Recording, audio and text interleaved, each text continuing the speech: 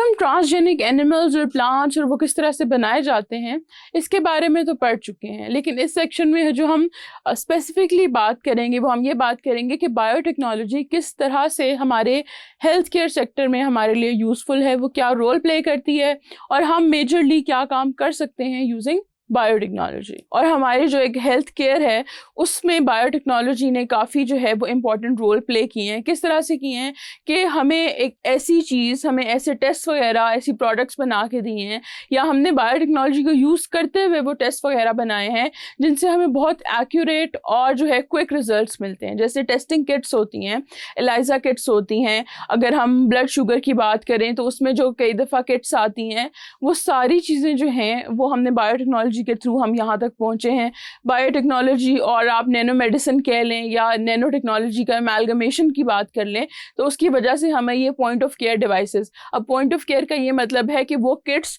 जो डायरेक्टली एक गो में हम यूज़ कर सकें और विद इन मिनट्स और इवन विद इन सेकेंड्स हमें वो रिजल्ट दे दें। दूसरा, हमने कुछ ऐसी थेरेपीज़ वगैरह जो हैं वो इंट्रोड्यूस कराई हैं यूजिंग बायोटेक्नोलॉजी जिनके साइड इफ़ेक्ट्स जो हैं वो बहुत कम हैं, क्योंकि वो जो थेरेपीज़ हैं वो बहुत स्पेसिफिक हैं। इसमें हम अगर टारगेटेड ड्रग डिलीवरी की बात करें कि उसके बहुत सारे ट्रायल्स हो रहे हैं, हो भी चुके हैं, कुछ प्रॉमिसिंग रिजल्ट्स भी हैं कि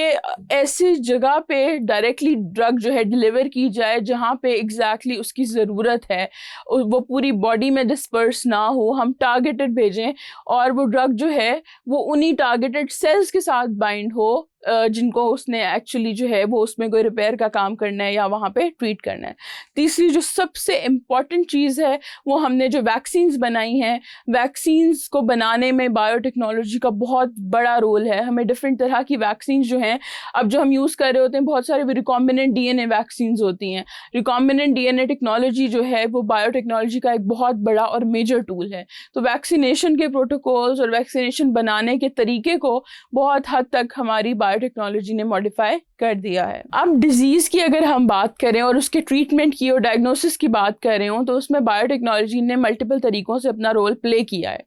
जब वैक्सीन की बात आती है तो वैक्सीन में सबसे पहले तो ये इम्पॉर्टेंट बात होती है कि हम प्योर एंटीजेंस जो हैं उनको सेपरेट कर सकें, प्योर एंटीजेंस हासिल कर सकें ताकि उन एंटीजेंस के अगेंस्ट जो है हम अपनी वैक्सीन बनाएं। और वो जो एंटीजेंस हैं वो सेपरेट किए जाते हैं using monoclonal antibodies. Monoclonal antibodies ऐसी एंटीबॉडीज़ होती हैं जो स्पेसिफिकली किसी एंटीजन के ख़ास एपिटोप के साथ एक ख़ास एरिया के साथ अटैच हो रही होती हैं और वो स्पेसिफिकली उस एंटीजन को एक मिक्सचर में से सेपरेट कर सकती हैं। जब वो सेपरेट हो जाता है तो फिर उसके अगेंस्ट वैक्सीन बनाना is fairly comfortable, is fairly easier as compare to एक मिक्सचर के अगेंस्ट वैक्सीन बनाना।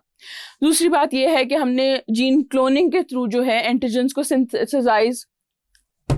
सिंथेसाइज भी करना शुरू कर दिया है कि हमें सिर्फ नेचर के सोर्स से जो है वो एंटीजन नहीं मिल रहे। अब जो हम यूज़ कर रहे हैं वो सिंथेसाइज्ड एंटीजन है, यानी रिकॉम्बिनेंट डीएनए के थ्रू हम अगर वैक्सीन बना रहे हैं तो उसमें हम अपना एंटीजन भी जो है उसका जीन भी इनकोड करके उसको भी सिंथेसाइज करा सकते हैं। उसके अलावा हमने शॉर्ट पेप्टाइड्स जो हैं वो लॉन्ग पेप्टाइड्स भी हैं, ये यूज़ किए हैं एज वैक्सीन्स और उनको भी हमने नेचर की बजाय सिंथेसाइज कर लिया और उस सिंथेसिस में बहुत बड़ा रोल है जो बायोटेक्नोलॉजी की मेजर टेक्निक्स हैं उनका। दूसरे नंबर पर डिजीज़ डायग्नोसिस की बात आती है तो उसमें हमने मोनोक्लोनल एंटीबॉडीज़ बना ली हैं। अब मोनोक्लोनल एंटीबॉडीज़ जो हैं वो डायग्नोसिस में इसलिए इंपॉर्टेंट है कि ये एक ख़ास एंटीजन के साथ बाइंड करती हैं और ये जो है इसलिए बहुत स्पेसिफिक हैं। जो डायग्नोस्टिक किट्स होती हैं, डायग्नोस्टिक टेस्ट होते हैं जो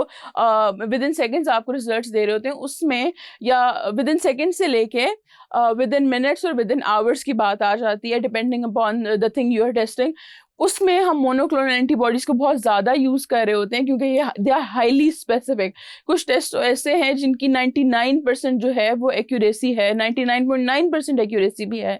इसी वजह से है कि वहाँ पे मोनोक्लोनल एंटीबॉडीज़ यूज़ हो रही हैं। इसके अलावा हमने डीएनए और आरएनए प्रोब्स जो हैं वो बनाए हैं, वो सिंथेसाइज किए हैं। डीएनए आरएनए प्रोब्स जो हैं वो जेनेटिक डिजीज़ को आइडेंटिफाई करने के लिए बहुत ही जो है वो इम्पॉर्टेंट है और इनके बगैर जेनेटिक डिजीज़ को मतलब और जेनेटिक जो मार्कर्स होते हैं इवन कैंसर के अगर ट्रीटमेंट की और डिजीज़ अब जीन थेरेपी बायोटेक्नोलॉजी से डिराइव्ड है कि एक ऐसी थेरेपी है जिसमें हम एक करेक्ट वर्जन ऑफ जीन जो है ऐसी जगह भेज सकते हैं जहाँ पे जीन जो है वो अंडर एक्टिव है, वो एग्जिस्ट ही नहीं करता, या वो कम प्रोडक्ट बना रहा है या बना ही नहीं रहा। तो अगर हम जीन थेरेपी को एग्जैक्टली डिफाइन करना चाहें तो gene therapy is a technique for correcting defective genes responsible for diseases. अब इसमें हम करते ये हैं कि हम एक नॉर्मल जीन की कॉपी लेते हैं, उसको हम पूरी बॉडी में नॉन स्पेसिफिक लोकेशन पे कहीं भी जो है वो इंसर्ट कर देते हैं, और फिर जो जीनोम है वो क्या करता है, उसको जो है वो नॉन फंक्शनल जीन को रिप्लेस कर देता है उस फंक्शनल जीन के साथ।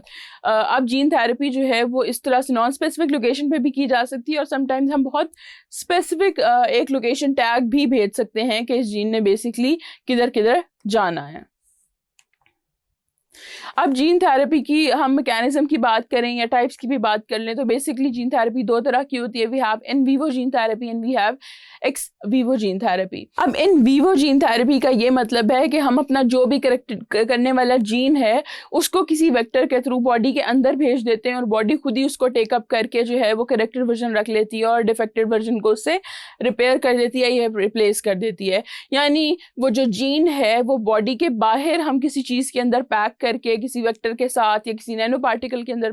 पैक करके आगे भेजते हैं। लेकिन जो एक्स वीवो जीन थेरेपी है उसका जो प्रोसीजर है वो थोड़ा डिफरेंट है कि हम कुछ सेल्स जो हैं, यूजुअली हम स्टेम सेल्स पे फोकस कर रहे होते हैं,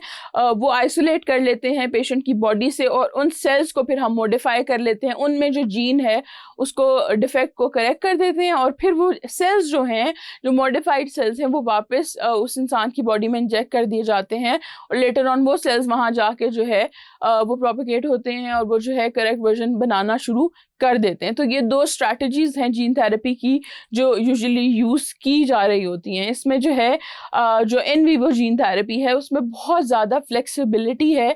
लेकिन सक्सेस की अगर बात करें तो दोनों में ही है, बट डेफिनेटिव सक्सेस तो एज सच हम नहीं कह सकते अभी फ़िलहाल। कुछ केसेस रिपोर्ट हुए हैं जिसमें जीन थेरेपी के थ्रू कुछ डिजीज़ को जो है क्योर किया गया है, लेकिन it is not very widely available as such. अब एक डिजीज़ है सिस्टिक फिब्रोसिस, और उसमें जो है जीन थेरेपी को यूज़ करने का जो है बहुत कोशिश की गई है, रिसर्च भी हुई है और कुछ हद तक सक्सेस भी मिली है कि किस तरह से हम जीन थेरेपी को यूज़ करते हुए सिस्टिक फाइब्रोसिस को कवर कर सकते हैं, सिस्टिक फाइब्रोसिस को रिकवर कर सकते हैं। अब बेसिकली सिस्टिक फाइब्रोसिस जो है या सीएफ जो है वो एक इनहेरिटेड डिजीज़ है जो हमारी जो म्यूकस है और जो स्वेट ग्लैंड्स हैं या म्यूकस प्रोड्यूसिंग सेल्स जो हैं उनको डैमेज कर रही होती है, उनको अफेक्ट करती है। अब इस में होता ये है कि जो पेशेंट्स हैं उनको सीरियस किस्म के लंग प्रॉब्लम्स हो जाते हैं और डाइजेस्टिव प्रॉब्लम्स हो जाते हैं। अब ये होती किस वजह से है? इसलिए होती है कि एक ख़ास किस्म का जीन है जिसे हम कहते हैं सिस्टिक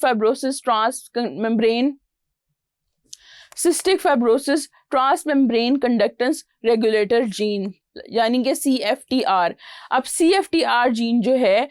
ये एक प्रोटीन कोड करता है जिसका काम है कि उसने सॉल्ट और वाटर की जो मूवमेंट है उसको कंट्रोल करना होता है। अब वो वाले सेल जिन्होंने हमारे जो पैसेज वेज हैं लंग्स के, पेनक्रियाज के और हमारे बाकी ऑर्गन्स के, उन्होंने म्यूकस प्रोड्यूस करनी होती है उनको प्रोटेक्ट करने के लिए। अब वो म्यूकस जो है वो बहुत थिक होती है और बहुत स्टिकी होती है, यानी नॉर्मल उतनी स्टिकी और थिक म्यूकस नहीं होती, लेकिन जब ये डिफेक्ट आ जाए इस जीन में तो वो म्यूकस बहुत थिक हो जाती है। अब वो जब म्यूकस थिक हो जाती है तो उसकी वजह से जो एयरवेज हैं और जो ग्लैंड्स हैं वो ब्लॉक होना शुरू हो जाते हैं और उनका जो फंक्शन है वो काफ़ी हद तक ख़त्म हो जाता है। अब सिस्टिक फाइब्रोसिस में सबसे ज़्यादा जो डैमेज हो रहा होता है वो लंग्स हो रहे होते हैं, क्योंकि सांस लेना है और जो अंदर जितनी मेम्ब्रेन है उसमें जब म्यूकस भर जाती है तो सांस लेने में दुश्वारी पेश आती है। इसी तरह हमारे स्टमक के अंदर हमारी स्टमक की वॉल जो लाइंड है म्यूकस के साथ और वो प्रोटेक्ट करता है म्यूकस एसिड्स को हमारे स्टमक की लाइनिंग को डैमेज करने से।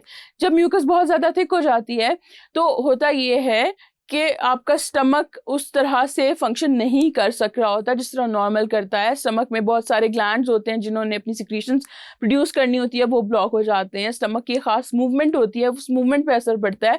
तो ये सारे प्रॉब्लम्स जो हैं ये सिस्टिक फाइब्रोसिस में हो रहे होते हैं। अब हुआ ये कि 1989 में जो CFTR जीन है वो आइडेंटिफाई हुआ, तो तब जीन थेरेपी पे करने की कोशिश की गई, सोचा गया कि अब जीन तो हमने आइडेंटिफाई कर लिया है, तो हम हो सकता है सिस्टिक फाइब्रोसिस को इसके थ्रू जो है वो हम क्योर कर सकें। तो उसमें बेसिकली 2 स्ट्रैटेजीज अपनाई गई। एक स्ट्रैटेजी तो ये थी कि सिंपली जो एक करेक्टेड वर्जन है CFTR जीन का, उसको हम किसी खास किस्म के लिपोसोम के अंदर या नैनो पार्टिकल के अंदर हम उसको जो है वो पैक करके जो है वो एक पेशेंट को नेजल फॉर्म में दे दें या ओरल फॉर्म में दे दें कि हमारी जो म्यूकस मेम्ब्रेन है वो उन पार्टिकल्स को टेक अप कर ले और वहाँ से जो जीन है वो जाना शुरू हो जाए अपनी डिज़ायर्ड लोकेशन पे, और वहाँ जाके जो डिफेक्टिव जीन है उसकी जगह ये करेक्ट जीन चला जाए। और दूसरा ये था कि डायरेक्टली ही जो हम लिपोसोम्स बना रहे हैं या जो वेक्टर यूज़ कर रहे हैं वो डायरेक्टली हमारे जो म्यूकस मेम्ब्रेन है उसके साथ फ्यूज़ कर जाए और अंदर सिर्फ जो है एक वेक्टर और DNA यानी वो करेक्ट वर्जन जीन का चला जाए और जाके हम वो जो है हमारे DNA के साथ इनकॉर्पोरेट करे और वहाँ पे रिप्लेस कर दे